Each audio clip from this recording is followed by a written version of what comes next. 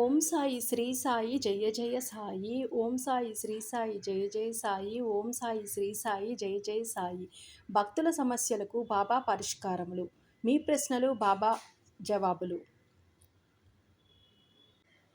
1 నుంచి 999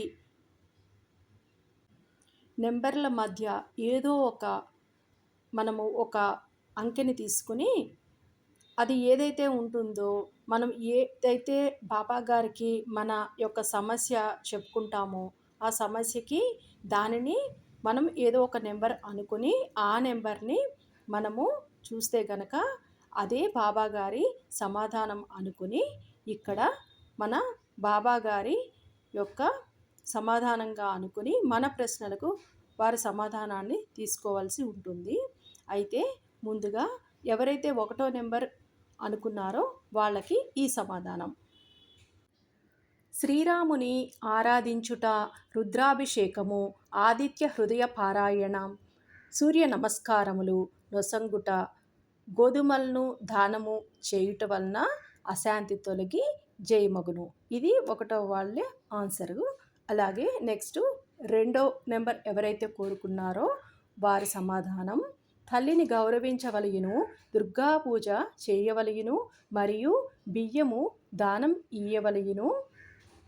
ఇంత మెత్తని మనసు గలవాళ్ళు అలాంటి పనులెందుకు చేయాలి? క్రమక్రమముగా శాంతి కలుగును. ఇది 2వ నెంబర్ కోరుకున్న వారి సమాధానం. ఇప్పుడు 3వ నెంబర్. గురువును ధ్యానించి భారం ఆయనపై ఉంచి కృషి చేసినచో ఫలముండును. గురువు లేడని బాధపడవలసిన అవసరం లేదు. నన్నే నీ గురువుగా పఠించి ధ్యానించుము. వ్రాత పనులు కలుగును.